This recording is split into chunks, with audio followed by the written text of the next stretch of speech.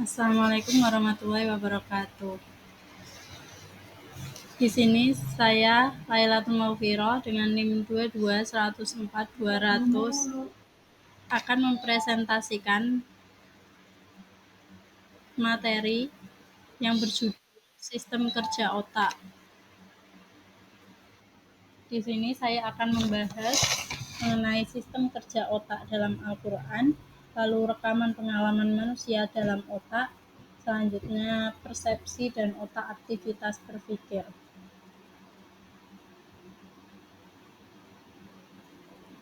Sistem kerja otak menurut Al-Quran. Di dalam Al-Quran sendiri, surat Al-Alaq ayat 16, Allah SWT menyebutkan bahwa gambaran otak manusia adalah nafsiyah, atau yang disebut dengan ubun-ubun. Otak manusia adalah bagian yang mengarahkan seluruh tindakan yang dilakukan oleh manusia. Jadi jika otak berkehendak, maka segalanya dapat dikerjakan. Terlebih lagi, jika otak menginginkan perbuatan-perbuatan, atau mungkin yang tidak baik ataupun baik, otak akan hanya menuruti kehendak individunya saja. Tanpa mempertimbangkan baik dan buruknya, maka bisa jadi seseorang tersebut melakukan semua hal yang diinginkannya. Semua itu kembali pada otaknya masing-masing individu.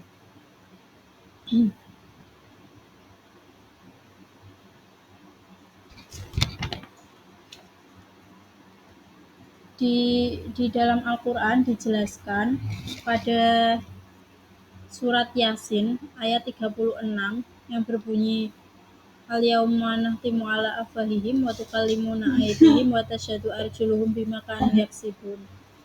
Yang artinya pada hari ini kami membuka mulut-mulut mereka dan berkatalah kepada kami tangan-tangan mereka dan memberi kesaksianlah kaki-kaki mereka atas segala apa yang dahulu mereka lakukan. Dari ayat itu dapat diartikan jika tidak hanya otak saja yang dapat merekam aktivitas manusia, tapi juga seluruh anggota tubuh kita, seperti tangan, kaki, lisan, atau mungkin kulit juga, yang mana pada dasarnya otak terdapat sel-sel. Begitu juga dengan anggota tubuh lainnya.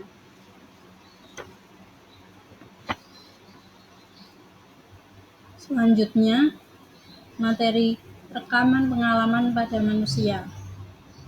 Para psikologi modern sangat konsen untuk mengadakan kajian tentang misteri memori dan rekaman seluruh pengalaman manusia dalam sel-sel otak.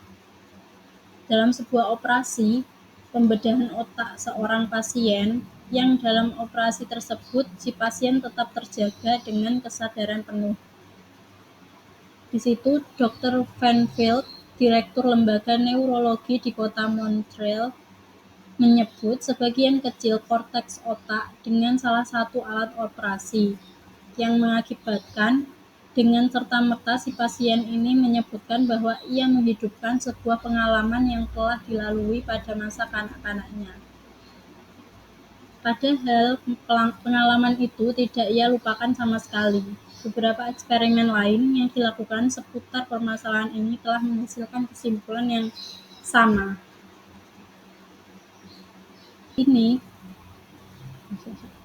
Hal ini karena setiap aktivitas yang dilakukan oleh manusia itu akan meninggalkan bekas pada sel-sel otak kita sendiri. Bekas tersebut nantinya akan terekam dalam sel-sel otak dalam bentuk yang hakikatnya tidak bisa diketahui oleh pengetahuan. Jadi di luar pengetahuan. Nah, bekas-bekas yang tetap ada di dalam sel-sel korteks otak itu tadi merupakan fondasi yang mendasari semua proses pemikiran, seperti belajar, mengingat, berhayal, dan berpikir.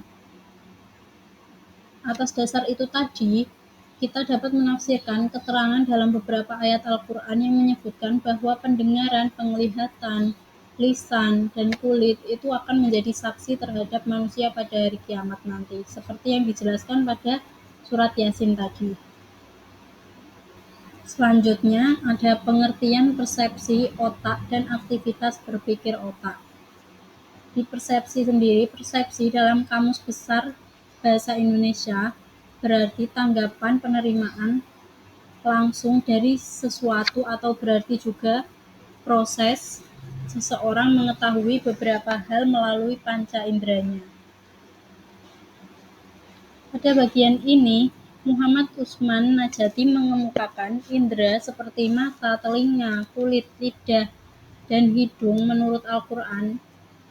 Dikemukakan juga persepsi di luar jangkauan manusia atau extrasensory perception, seperti telestasia, yaitu melihat sesuatu kejadian dari jauh, dari luar jangkauan penglihatan, seperti telepati. Kalau telepati itu mengetahui kata hati atau pikiran seseorang yang berada di tempat jauh. Dikemukakan juga ilusi penglihatan atau kekeliruan dalam penglihatan yang tidak sesuai dengan kenyataan yang dilihat, seperti fata morgana yang disangka air pada orang yang mengalami dahaga biasanya.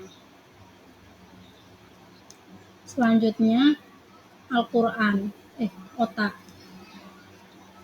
Di sini Al-Quran tidak menggunakan istilah otak atau menyebutkan kata tersebut, melainkan akal yang digunakan. Dalam dimensi jasmani, otak disebut sebagai akal.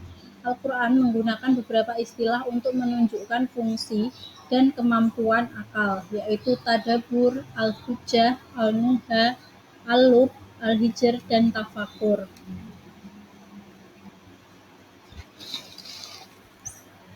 Otak menjadi penting bagi manusia disebabkan fungsinya untuk mengatur perilaku dan tindakan manusia.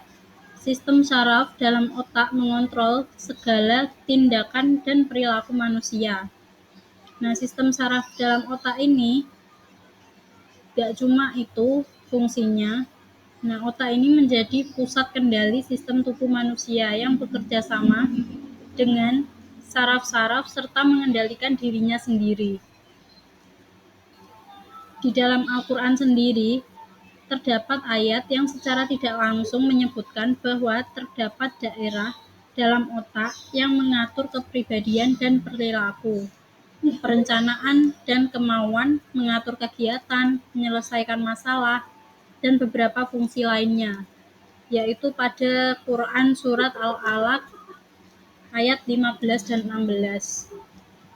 Ada kalala imbadanna kalala illam yantahi lanasfa amdin nasiyah, yang berarti sekali-kali tidak, sungguh jika dia tidak berhenti berbuat demikian, niscaya kami tarik ubun-ubunnya ke dalam neraka. Selanjutnya, otak, aktivitas berpikir. Otak juga menjadi tolak ukur para ilmuwan dalam mengukur kepribadian dan kecerdasan manusia pada setiap individunya. Dalam Al-Quran terdapat ayat yang secara tidak langsung menyebutkan bahwa terdapat daerah dalam otak yang mengatur itu tadi, mengatur segalanya itu, pada Quran Surat Al-Alaq ayat 15 dan 16. Dari sini dijelaskan bahwa ubun-ubun dan mahkota yang terletak di atas pelipis merupakan bagian tubuh yang bertanggung jawab yang ada di dalamnya, dari mulai sifat, baik itu baik atau buruk, pembangkang, dan pengabdian yang patuh. Pada surat Al-Alaq itu tadi diterangkan bahwa fungsi an-nasiyah pada otak disebut lobus prefrontal, yaitu pusat kendali emosi dan perasaan, ingatan, bahasa, kemampuan untuk menilai sesuatu, dan yang lainnya. Nah, pada tengah lobus prefrontal itu tadi terdapat pusat imajinasi yang di tengahnya. Tempat kontrol wicara, intuisi, dan harapan disebut area broca. Bagian depan lobusnya berfungsi atas penguasaan kepribadian manusia. Dari materi tadi yang sudah saya jelaskan dapat disimpulkan otak manusia adalah yang mengarahkan seluruh tindakan yang dilakukan oleh manusia. Jika otak berkehendak, maka segalanya bisa dikerjakan mengikuti individunya itu tadi. maka bisa jadi seseorang tersebut melakukan semua hal yang diinginkannya. Semua itu kembali pada otaknya masing-masing. Karena pada sebagian besar manusia biasanya hanya mementingkan kehendak hawa nafsunya saja, tanpa mempertimbangkan baik dan buruknya. Oleh sebab itu, ubun-ubun yang merupakan pangkal dari semua aktivitas. Demikian dari saya, kurang lebihnya saya mohon maaf. Saya akhiri. Waalaikumsalam warahmatullahi wabarakatuh.